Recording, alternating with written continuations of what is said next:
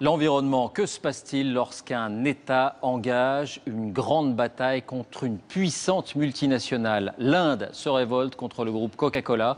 L'État du Kerala, dans le sud du pays, demande aux géants américains des compensations. Il l'accuse d'avoir pollué et surexploité les nappes phréatiques. C'est le dossier de cette édition. Il est signé Pierre Monégier et Dominique Marotel. C'est une région quasi désertique. Au Rajasthan, plus encore qu'ailleurs en Inde, l'eau est une denrée rare.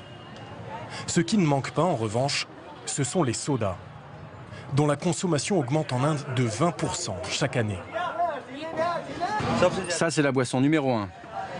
Cette marque, comme toutes celles-ci, y compris l'eau en bouteille, appartient au groupe Coca-Cola.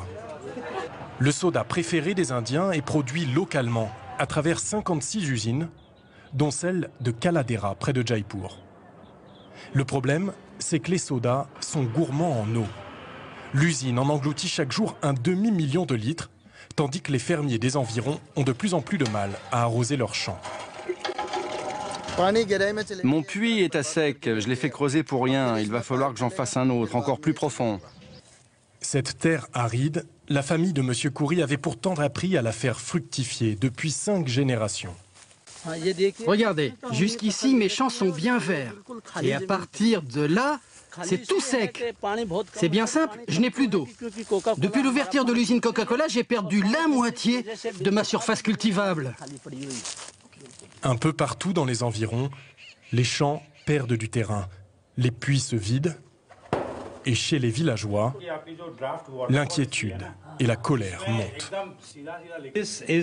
Ça, c'est la profondeur à laquelle on trouvait de l'eau en 1990.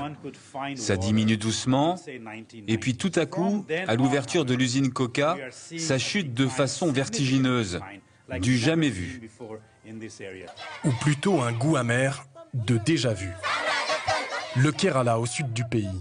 En 2004, les habitants obtenaient la fermeture de cette autre usine pour la même raison, épuisement des nappes phréatiques. Ils réclament toujours 40 millions d'euros de dommages. À l'époque, il fallait puiser 9 litres d'eau pour produire 1 litre de soda. Coca affirme avoir depuis divisé sa consommation par 4, essentiellement en créant des stations de récupération d'eau de pluie comme celle-ci. Ils ont répondu aux critiques en disant « Ne vous inquiétez pas, désormais on va utiliser l'eau de pluie ». Mais il suffit de regarder, ici rien n'est en état, rien ne fonctionne, ça ne sert à rien. Contacté par téléphone, Coca-Cola Inde nous a garanti que tous ces récupérateurs d'eau seraient réparés avant la mousson.